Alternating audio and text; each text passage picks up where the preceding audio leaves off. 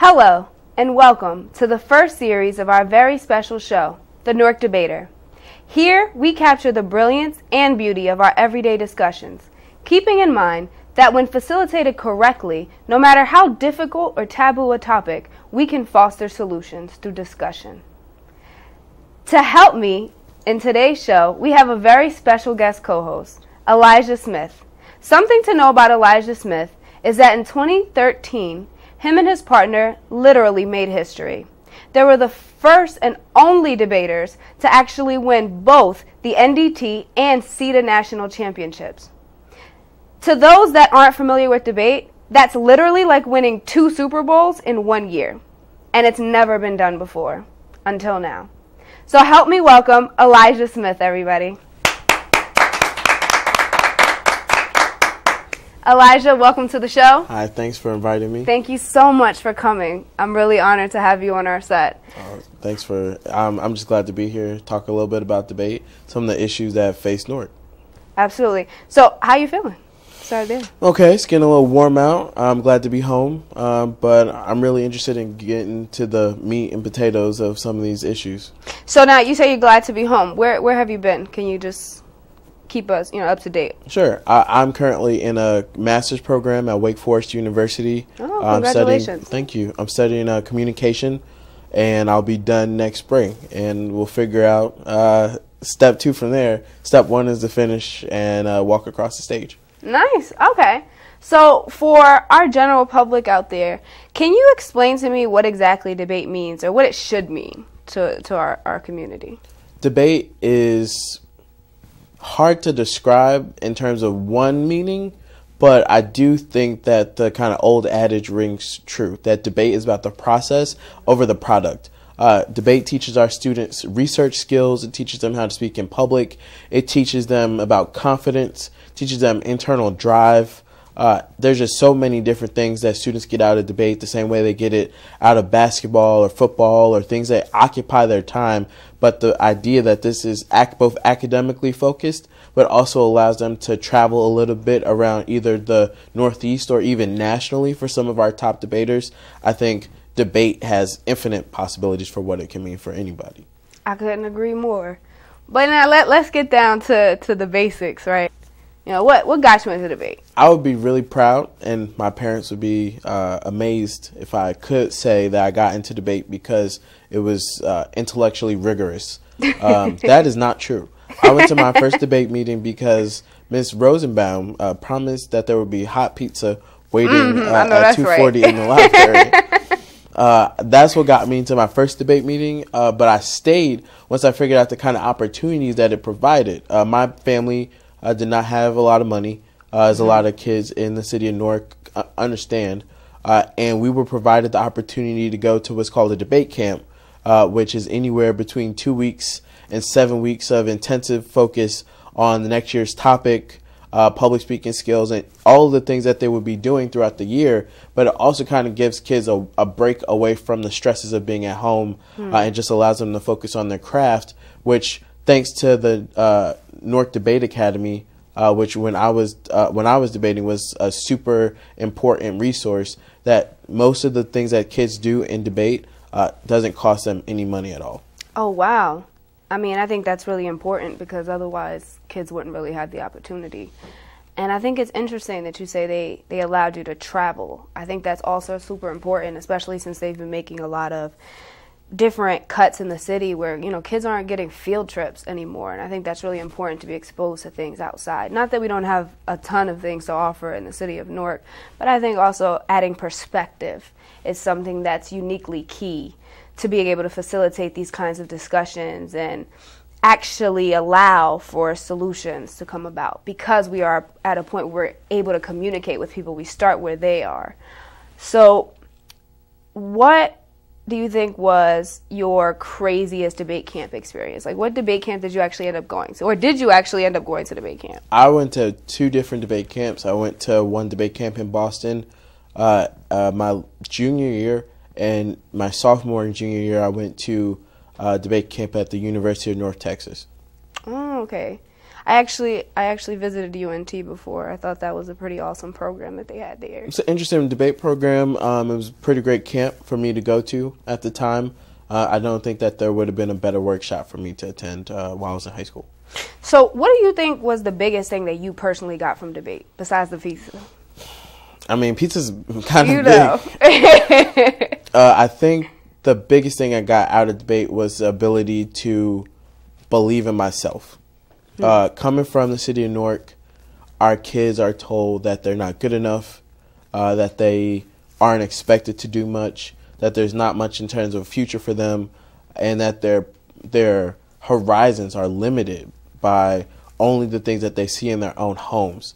But debate, taking you out of the city of Newark, showing you other communities, other urban debate league students from Milwaukee or Los Angeles or Atlanta, showing you kids that have more than you and showing you kids that have less than you.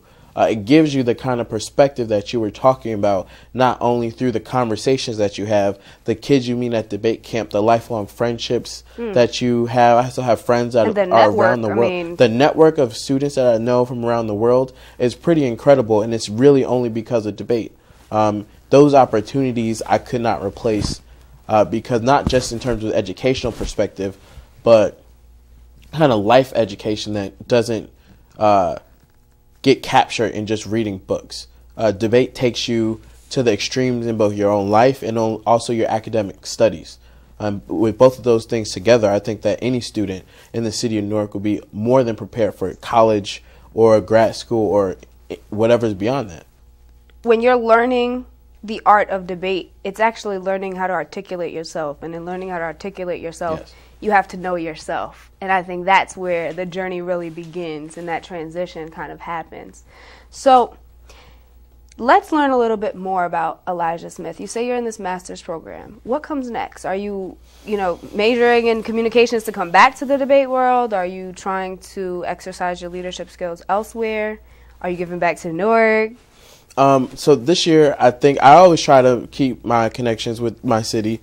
Those are important. I've coached kind of on the side a few students from my alma mater, University High School, that qualified the first team to the Tournament of Champions this year. Oh, which wow. I was really Congratulations. Proud of. Yes. That's awesome. It was a lot of people helping out. It wasn't just me. I was just kind of one of the people that was a phone call away. But there's a lot of great coaches that were there helping them. And for those of you that are watching, the Tournament of Champions is actually a pretty exclusive tournament throughout the debate year. Debaters, they end up entering in a ton of tournaments, sometimes 20 or more tournaments. You have to actually win and qualify 2 of those tournaments in order to even go to the Tournament of Champions. So it's a very exclusive elite tournament, and it's a national honor. So that's awesome. Is beyond them going above and beyond anything that we even expected of them. We expected them to go to debate, have fun, and try their best. But they exceeded and met all expectations for them this year. But for me, the sky is really the limit at this point. I think I'm applying to both PhD schools and a few law programs in the fall. And I'm also considering probably a year off in China. Oh, wow. That sounds really awesome. I hope it'll be awesome. There's not too many times that students get those type of opportunities. It'd be a paid opportunity as well, and it's also still tied to the knowledge and my ability to teach all that I got from doing debate. That's amazing, and I know it must be really heartwarming to see your students excel and do some of the things that you actually did on the college level. But I think we need to move on to a little more serious matters in terms of our city. Now, I know you've been away for the past few months. How have you been affected by the recent headlines and things about, lead in our waters and being given to our children in schools? And I don't know if you're aware, but over 30 schools and their surrounding areas, the water supply was cut off. And, special thanks to all the businesses that are actually providing tons and tons of water for these schools, especially now that it's getting hot and they need it. How are you affected from across state lines, if at all? I, of course, wasn't physically affected. I don't have any children in the schools. I don't attend them. And I also thank God that no one in my family was physically affected. But that doesn't mean that I don't understand the kind of pain that the parents feel, that the teachers feel, the distrust that the students might have in their institutions. And that's really kind of a saddening message to get. I come back to New Jersey every couple of months to make sure I see my friends, my family, visit my school, and to find out that students who already have a hard enough time getting education, who to access kind of that next level, have yet another boundary put in their way by the people that they trust to take care of them on a daily basis, the place where they go to make sure that they are making themselves better people was actually making them sick. And that was really kind of a hard message to get. Yeah, I mean, I couldn't agree. I know this issue has kind of been ongoing.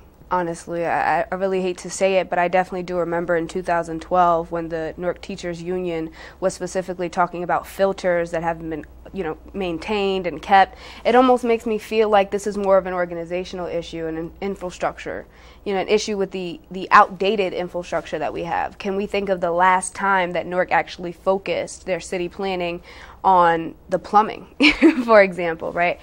And what happens when we have this outdated equipment, these rusted pipes running through the city? But infrastructure takes a lot of money.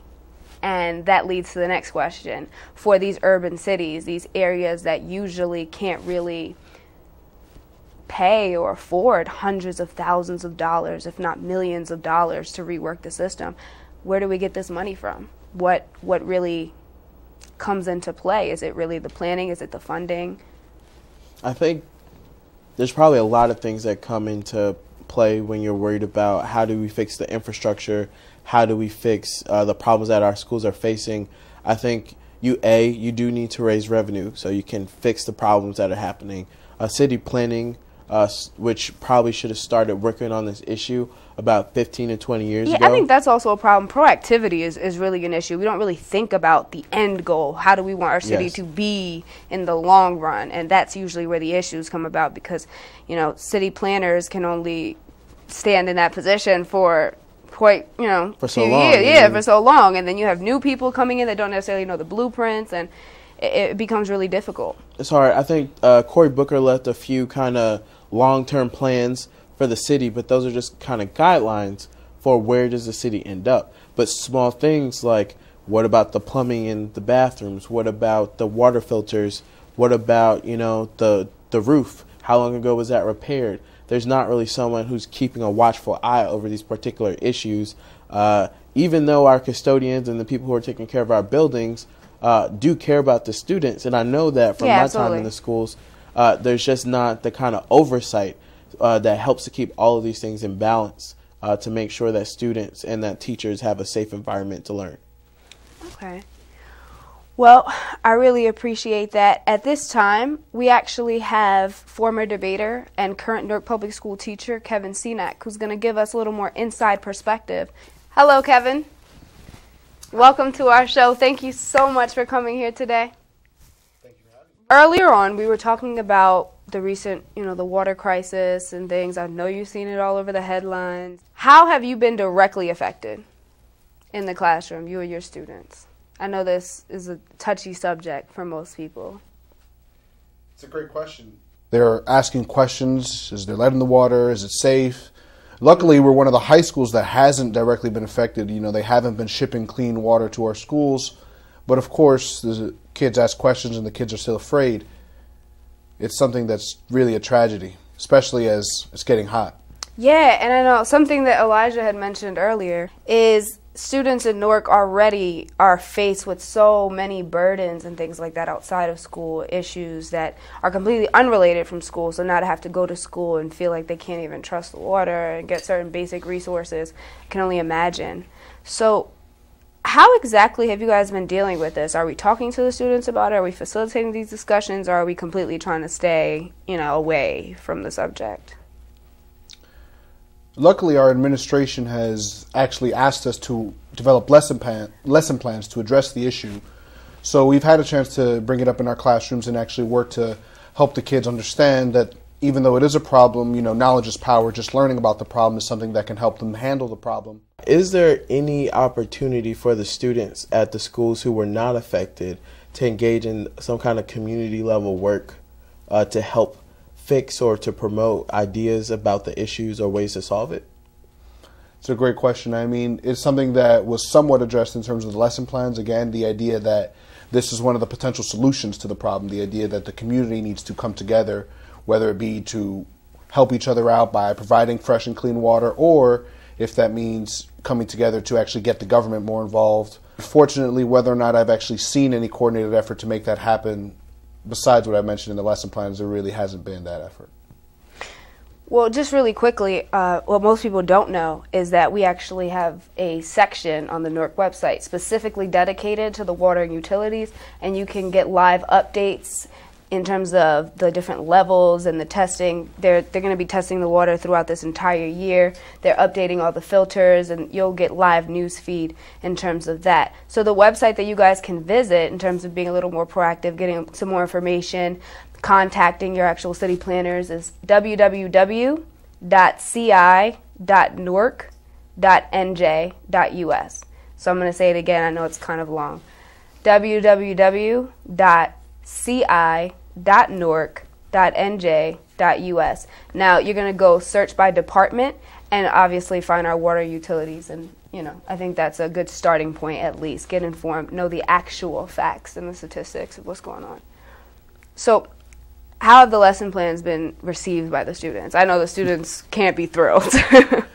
Students are always happy to learn. I mean, no, honestly, even though the students may not be thrilled with having a lesson about lead, it is something that at the end of the lesson they recognize is important. It's something that really does affect them, and by learning about it, it's something that can really help them. Because again, knowledge is power, and if they don't know about how serious the problem is, then it's not really going to matter how serious the problem is, because they don't know about it. So at least we let them understand, look, here's where the lead levels are high, here are some of the effects of lead, here are also some of the things that you can do in terms of spotting the signs of lead poisoning, but also where to get help, as you mentioned, that website.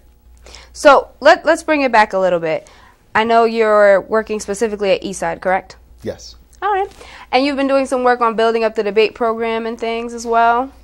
Yes, we've definitely been trying to do so. Okay. As with anything with education, it is free food. Task. Free food. We learned free food is a key, right? You get the kids with the free food, and then you follow up with some substance, and you're probably guaranteed to keep them. That's a fact. That is a fact. It's not just debate. It's pretty much all clubs. It's one of the keys to get them in the door. Gotta feed them. But so how did you get involved in the debate? Let's talk about that first. That's a great question. I personally was someone who was actually just a nerd, so in terms of the food, I certainly heard about the food, definitely was a plus, but I was really just drawn in by the whole idea that there's something I didn't know about and something I could potentially learn more about, so that's one of the things that really got me in the door, and the more that I got to learn about the activity in terms of what it offered, again, going to what Elijah had mentioned about the opportunities to travel, and of course the free food. Because there really was a lot of free food. Like, you really can't underestimate the free food. But again, aside from those things, it really was something that I thought could give me the foot up that I needed, that step ahead that I needed. Because again, as Elijah had mentioned, I'm someone who comes from the inner city, someone who had come from a background where we don't have as much as many other people. Again, the situation of most people in Newark, and I thought that debate would be a great way for me to get ahead, for me to be prepared for the future in a way that I would be able to succeed and not just be there, not just make it there, but really excel. Not just exist, but lead and take over. Nice. So you spent a lot of weekends, Kevin, as we all did, in some empty classrooms, you and your partner against another team, and a few judges in the back of the room. What skills did you get in those debate rounds from early in the morning until late at night that help you inside the classroom? It's unfortunate we don't have enough time, because really you could go on forever, but simply put, first and foremost, I think about the ability to think, the ability to really listen to what someone's saying and not just take it in, but really think about it and break it down, but also simple ability to improve my writing, my ability, because I was reading so much more, I was able to write much better, and ability to research, ability to find out the type of information that I needed at the time, not just any information that other people were saying, but the information I needed to prove my point or help prove someone else's point if that were the case, but also the ability to articulate myself, the ability to use my words to defend myself and express myself in a way that was really something that was successful. Just curious, can you just explain like one situation where you literally almost lost your mind in debate? I know there had to be that one moment where you're like, I quit. As in life, you always get that one roadblock where you're just ready to give up. So what was that one moment for you where you really had to find that inner strength? Definitely. Going back to what Elijah was mentioning about the extremes that you experience in debate, I was at the Harvard debate tournament, which is, as you can imagine, one of the more prestigious tournaments. Fancy. High pressure situation, multi-day tournament. I was at day 2 of the tournament, about halfway through the day.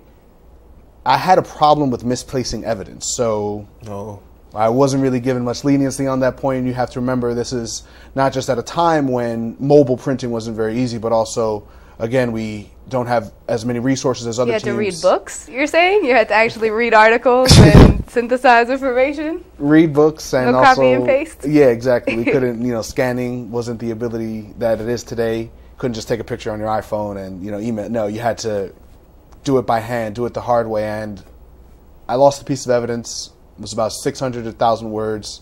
Oh, God. It was the time that we had in between rounds, so, we had about 20, 30 minutes, and I had to rewrite the evidence that I lost by hand. I had to just sit there with the book and write it out. And it took me about all those 20, 30 minutes, the time we had in between the rounds, to get it done. Wow.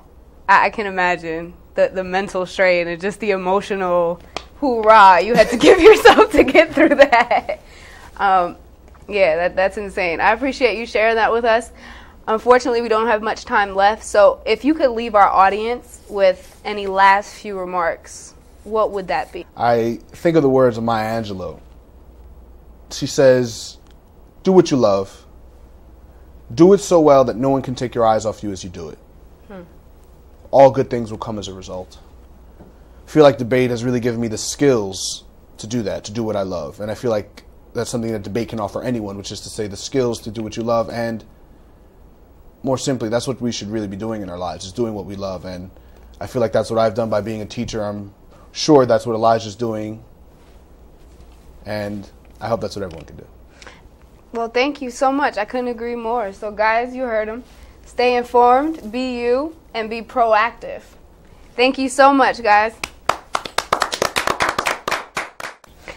I think that was some real powerful stuff we've been talking about in the show, guys. It's definitely appreciated that we have so many people willing to be proactive about this situation, actually talk about it, urge everyone to be informed, and stay up to date for our city of Newark. It's really our city. We only get one, and it's up to us to maintain it. And, with that being said, I just want to touch on one last topic, which is this Uber crisis that's been plaguing us since the past few months now, I believe. That was definitely one of the big issues I heard about all the way from North Carolina. Yeah. It's been ridiculous. Talk about being in the headlines. It's been literally a war between the actual, cab companies and Uber and Lyft, I'll say, because they're both under the same judgment right now. But I know they recently came to I guess a solution, you would say, right? Because it's only for the city of Newark. Uber is going to be in charge of paying about $10 million so that they can actually stay in the city of Newark and specifically pick up people in the airports and big Port Authority stations like Penn Station and things. But that's not even including using the actual cab lanes, which is pretty interesting. In order to use the cab lanes exclusively, they're going to have to pay an additional $1.8 million, but cab companies apparently still aren't satisfied with that. So I just want to give a big shout out to Ras Baraka for putting an end to this situation, keeping Uber in Newark, especially for people like you and I. You guys technically wouldn't have hosts today if it wasn't for Uber. So shout out to Ras Baraka and shout out to Uber for taking the initiative to back up their employees and keep employing people in Newark. So, unfortunately, that's all the time we have for you today. But you can catch us on our next episode of the Newark Debater. Thank you so much, guys.